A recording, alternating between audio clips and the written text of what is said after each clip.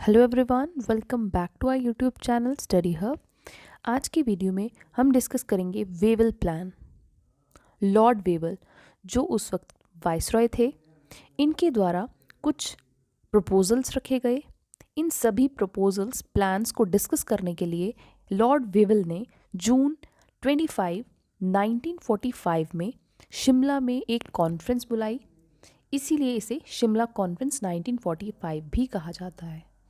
ठीक है, तो उस वक्त चल क्या रहा था, लास्ट लेक्चर में भी हमने पढ़ा था कि CR फॉर्मूला, सी राजा गोपालाचारी द्वारा फॉर्मूला लाया गया, कुछ प्रपोजल्स लाए गए कि जो डेडलॉक क्रिएट हो चुका है मुस्लिम लीग और कांग्रेस के बीच में, इसे एंड किया जाए। बट ये भी फेल हो चुका था CR फॉर्मूला। ठीक है, अब वेवल द्वारा कुछ जो प्रपोजल्स लाए गए उन्हें हम डिस्कस करेंगे। जुलाई 1941 से लेकर जून 1943 तक जो लॉर्ड वेवल थे, ये ब्रिटिश इंडियन आर्मी में कमांडर इन चीफ थे। ठीक है, अक्टूबर 1945 में ये वाइसरॉय ऑफ इंडिया बनते हैं। ठीक है, तो वाइसरॉय ऑफ इंडिया बनने के बाद इन्होंने उस वक्त कंडीशंस को देखते हुए, उस वक्त जो क्विट इंडिया मूवमेंट जो था वो चल रहा था, और हिंदू मतलब जो कांग्रेस है थी और जो मुस्लिम लीग थी, उनके बीच में जो डेडलॉक चल रहा था उनको ख़त्म करने के लिए, उसके बाद उस वक्त INA जो इंडियन नेशनल आर्मी थी वो SC बोस द्वारा बनाई गई थी। तो उन सभी चीज़ों को देखते हुए इन्होंने कुछ प्रपोजल्स लाए, तो वो हम आज डिस्कस करेंगे। 25 जून 1945 शिमला में, तो जैसे कि हमने स्टार्ट में ही पढ़ लिया था, तो क्या क्या प्रपोजल्स थे। रिकॉन्स्टिट्यूट करेंगे वाइसरॉय की एग्जीक्यूटिव काउंसिल।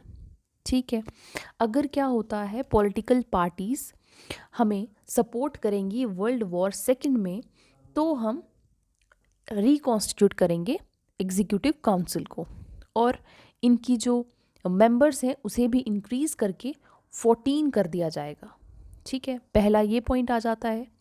दूसरा क्या है, इसमें हिंदू मुस्लिम्स इक्वल रिप्रेजेंटेशन होगा। ठीक है, सेकंड है all Indians except viceroy and commander in chief. ये जो दो हैं, वाइसरॉय और कमांडर इन चीफ, ये ब्रिटिशर्स होंगे, बाकी सभी जो हैं वो इंडियंस होंगे। ठीक है, वाइसरॉय को वीटो पावर दी गई थी, बट वो कुछ टाइम के लिए ही थी। ठीक है, और 14 मेंबर्स, जैसे कि स्टार्ट में बताया, equal representation for Hindus and Muslims. This council to work like interim government. थोड़े टाइम के लिए ये काउंसिल जो है वो बनाई जाएगी जब तक कॉन्स्टिट्यूशन रेडी नहीं हो जाता। ठीक है, ये सब जो है वेवल द्वारा प्रपोजल रखा गया। बट था क्या, Jinnah wanted all Muslim to be its nominee.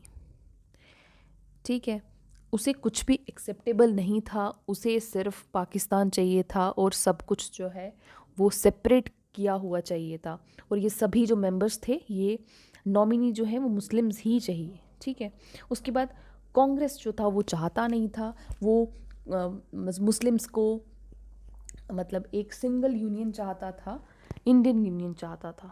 ठीक है, तो ये जो डेडलॉक था ये अभी भी ख़त्म नहीं हो पाया।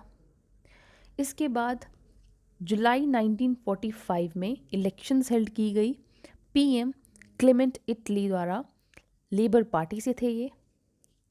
2 सितंबर 1945 में वर्ल्ड वॉर सेकेंड ख़त्म हो जाती है, एंड हो जाती है, और 19 सितंबर को अनाउंसमेंट हो जाती है इलेक्शंस की, और INC जो है वो मैक्सिमम सीट्स थे, मैक्सिमम प्रोविंसेस में जीत जाती है। और मुस्लिम लीग जो है कहाँ कहाँ जीतती है, बंगाल, सिंध एंड पंजाब। ठीक है, based on these proposals, December 1945 to January 1945 constitute assembly and executive council will be formed, ऐसा कहा गया था वेवल प्लान के अंडर, जो कि शिमला में होती है। तो होप कि आपको हमारे सभी लेक्चर्स पसंद आ रहे हैं। और आप इंजॉय कर रहे हैं, आपको समझ आ रहा है सब कुछ।